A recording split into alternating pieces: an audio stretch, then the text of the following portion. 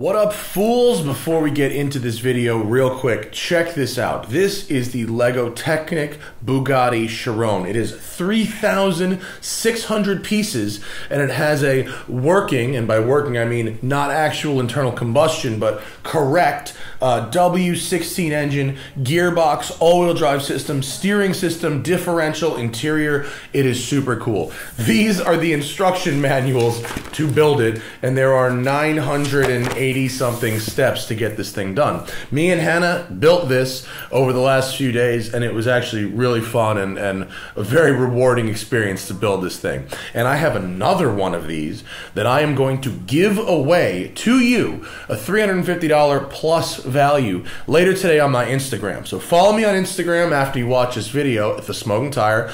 Follow along, and when I post the game, you play, and maybe you can win a Lego Technic Bugatti Chiron for yourself. Now enjoy this video.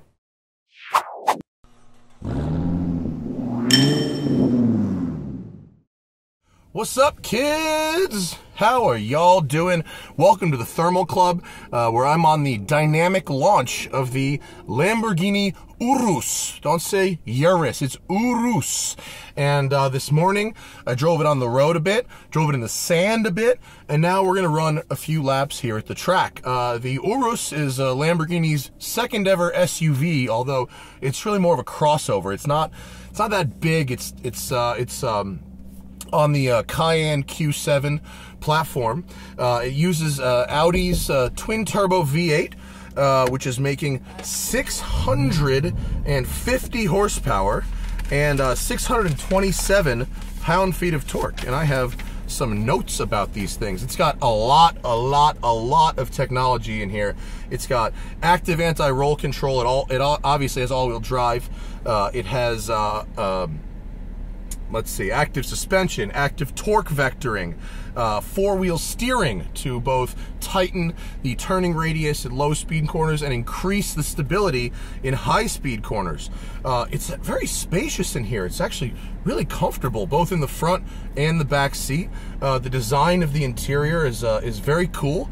Simultaneously, Lamborghini, but and a little bit of Audi influence as well. But honestly, I really dig how the inside looks. It's, let's just say, a lot better than how the outside looks. It has the 8-speed gearbox, ZF, with paddle shifters on the wheel for the first time ever. And it has 17-inch front brakes with 10 pistons and 14-inch rear brakes. It is just ridiculous. It weighs 4,843 pounds, but as I'm going to demonstrate, it really masks that weight very well. We're riding on 23-inch rims and Pirelli Corsa tires, and like Lamborghini does, they like to do a lead follow on the racetrack. So Taylor Proto, who is a Super Trofeo driver, is in that Urus in front of us, and we're gonna go into Corsa, and we're gonna have a go on the track. So I think we're ready, and we're gonna do a sighting lap at low speed first, because I have not driven this track in quite some time, and I don't really remember where it goes, and then we're gonna go quick. So I'm in automatic mode. Let's go into manual mode. So far, the good things about the car are it sounds great. The engine is very responsive, especially in sport and Corsa mode. It's a little dead in Strada mode, but that's okay. You don't buy a $200,000 Lamborghini Super SUV to run in Strada mode anyway.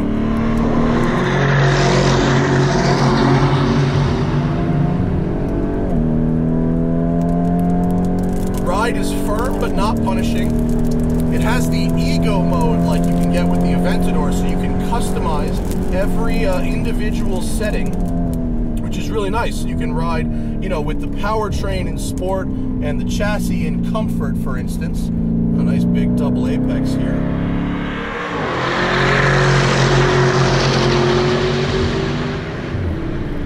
Taylor really threw away the exit of that. Okay, I gotcha. This is a short track. It's not like we're at Estoril with the Aventador. Thermal is a shorter course, but Still nice to have a racetrack so you can mob it a bit. This thing was surprisingly fun on the sand. The sand was actually really, really nice. Oh, and now we're running the inside of the course. I get it. Okay. I thought we were going to have a bigger sweeper there. This helmet has these headphone things in it, so I can't really hear myself or the engine right now, but the engine does sound really, really nice. It actually, in the mid-range, almost sounds kind of like an LS motor.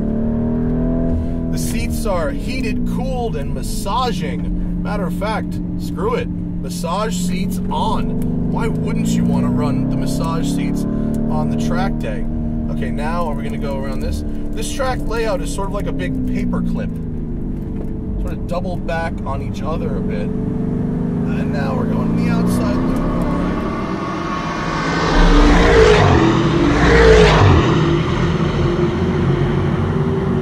Steering feel is very digital. You can adjust the weight of it with the modes, but not a lot of steering feel, although to be perfectly honest, when you've got all these technologies, the rear steer and all the active everything, it really... Oh, he lifted a wheel in there! Taylor pulled a wheel off the ground. That was badass. When you're using all these technologies, there's just not going to be a lot of feel. It's just sort of the way it is.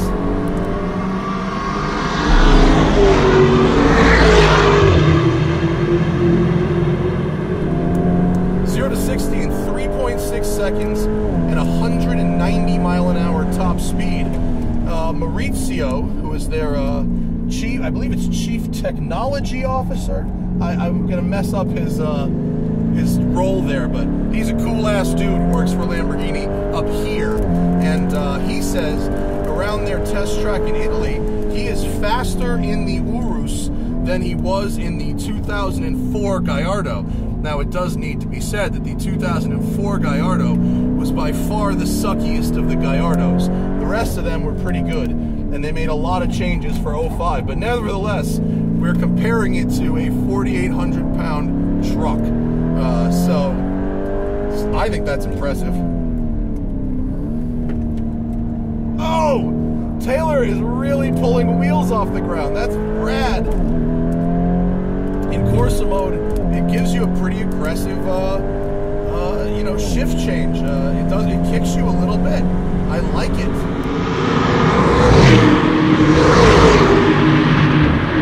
The car feels totally dead in Strata mode. Sport mode is really nice on the street. It's a fun thing to drive in the canyons, actually. We did do a canyon run, and it was pretty cool. Good balance, great brakes. You know, that Trackhawk had big brakes and a lot of power, but I set it on fire. Little mild understeer there.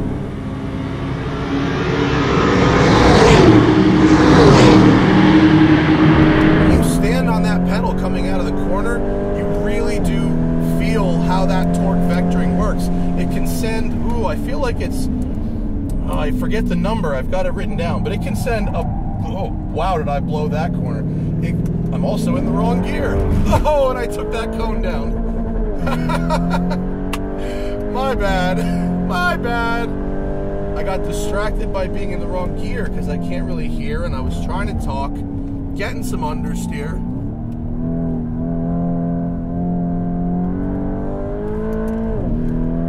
That torque vectoring can send a bunch of power to the front. I think it's up to 70% to the front, up to 90% to the rear, and then 75% to one side or the other. And also, with that active anti-roll control, it can decouple the sway bar. So for more articulation in sand or ruts or something, if you go into that sand mode, it'll decouple the sway bar entirely. How neat is that? Oh, brake pedal sinking a bit. We are making the brakes work today. Peak torque is way down low at 2,200 RPM, and peak horsepower is up at 6,000 RPM, so you have quite a wide power band to work with, which is good.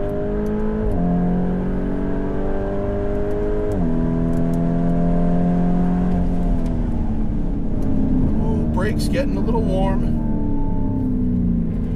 Rear cross traffic assist unavailable. That's an odd error message to get. Oh, I guess this is our cool down lap, huh? I guess we've had our fun. Okay, so the base price is 200 grand. Most cars, they say, are gonna go out the door around 230. There's a bunch of different wheels, there's a bunch of different colors, there's a bunch of different interiors, but fundamentally there's only one trim level. This has this beautiful brown leather. The massage seats are optional. The rear entertainment's optional. And you can get a variety of different tires for different things, okay? And this is the most versatile Lamborghini ever built. It legitimately holds 5 people. It legitimately holds a bunch of stuff. You can drive it in all seasons. You can drive it in all terrain. You can even drive it off-road. Now, Lamborghini is a company that builds, let's say, character into their cars. Their cars have charming flaws. The Miura would get crazy lift at the nose when it ran low on fuel. The Countach caught fire. They all have their charms. And I can forgive Lamborghini for almost all of those quirks in their cars. Why? Because those cars are so beautiful. What I have a very hard time forgiving them for is building a truck with virtually no flaws, but that is ugly. This is not a good-looking vehicle, folks.